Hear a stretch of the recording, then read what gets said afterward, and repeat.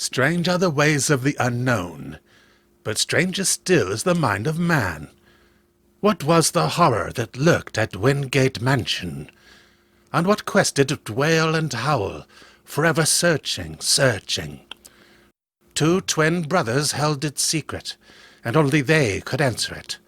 For the terror that reached out in hideous coils came from something not of this earth. Special announcement for subscribers at the end of this episode.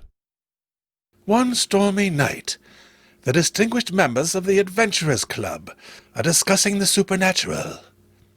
Of course, all these occult phenomena are merely hallucinations.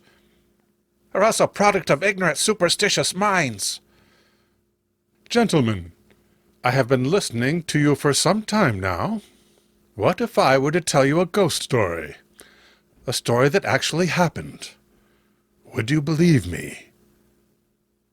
Well, it all began many years ago. I first met Jack and George Wingate at college. They were twin brothers, but as different as day is from night. Jack was steady, reliable, clean-cut, while George was cunning, greedy, and scheming. From the very first, Jack and I became staunch friends, a relationship not even his own twin brother could break. How about going to the lecture tonight, Jack? It's by Professor Narini, the famous hypnotist. Fine. That subject always interests me.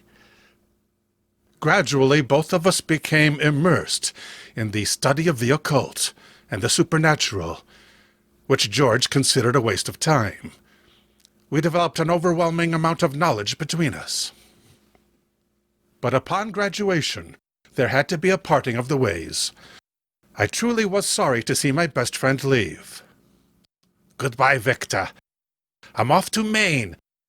There's a research job waiting for me. Looks like I'll be a scientist yet.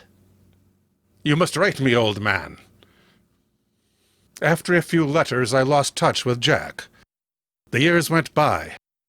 I became well known as an investigator of occult phenomena. Then one day I had to pass through the hometown of my old friend. It'll be wonderful to see Jack again.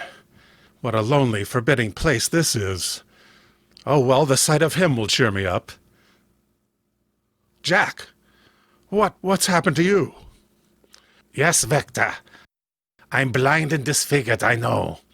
It happened a few years ago.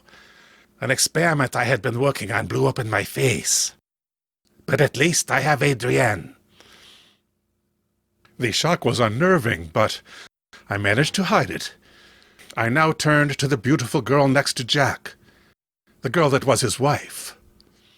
She's been everything to me, Victor. I would have died long ago if it weren't for her devotion and her love. Jack has told me so much about you, Victor, and I've read of your research in the supernatural. Welcome to Wingate Manor. And of course this is my brother, George, and his wife, Beatrice. You haven't changed a bit, George. Nor have you. I don't know why Beatrice and I stay in this house. I'm sorry for my brother's rudeness, Victor. These tantrums are not new.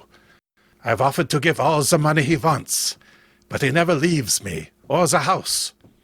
He's upset, that's all. I went to bed that night feeling sick. Jack's life had become a constant hell. Next morning, before I left, Adrienne spoke to me. Victor, I'm afraid for Jack. George is unbearable. The house is half his, of course. But I do hope you'll come again. Jack is so fond of you. And I of him, Adrienne. Thanks for your hospitality. I'll see you soon. How soon I never realized. For 5 short weeks later, while in my own study, I received a telegram from Adrienne Wingate. Telegram. Urgent you come at once. Jack dead. Adrienne. 2 days later, I was at Wingate Manor. How did it happen, Adrienne? I still cannot quite believe Jack is dead. It was George who found him. He said Jack tripped accidentally on the stone balustrade of the north wing, and fell. Oh, what shall I do?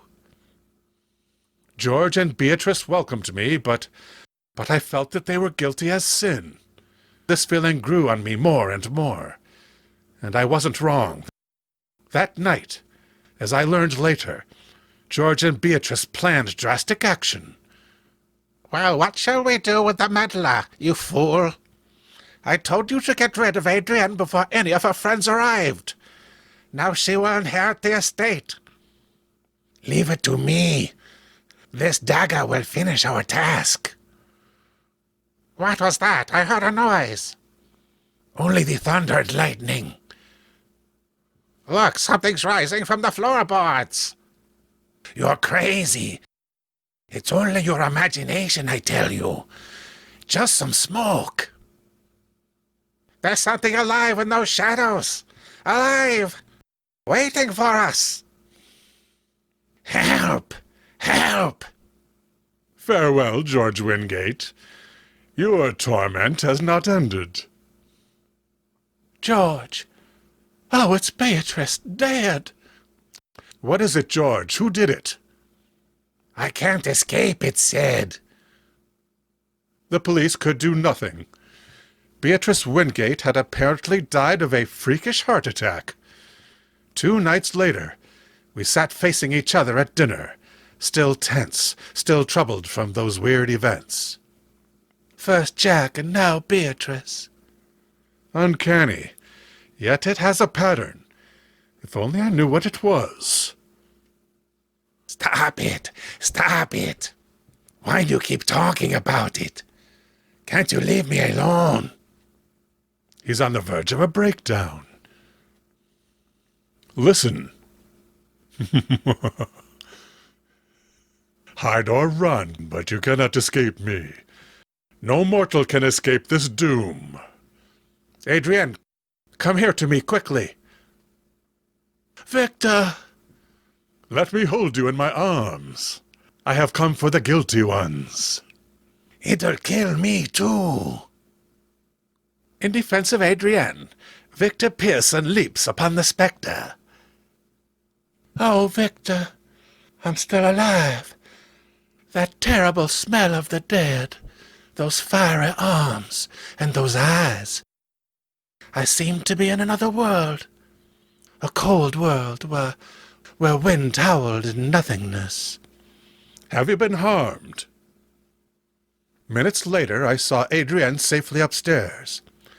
Thank you, my dear Victor. I don't know what I would have done without you. The pattern is becoming clear. I was soon to learn the answer. As the hours sped by, I tossed and turned in my sleep. In the back of my mind, however, I was aware that the clock had struck 3. And then I sensed it near me.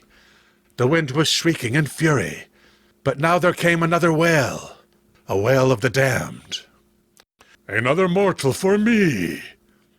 That hand, it's like ice. Got to get free.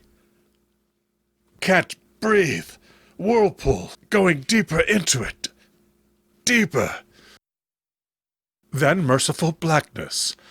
But slowly the darkness passed. Victor hears Adrienne's fearful cry, coming from the direction of her room. Adrienne, she's alone in her room, with the ghost. Stay away from me, Victor, or I will kill you as I killed Jack, as I am going to kill Adrienne. George, he's gone insane. You thought my brother's death was an accident, didn't you? I pushed him. The house, the estate, they're rightfully mine. He had no right, you hear.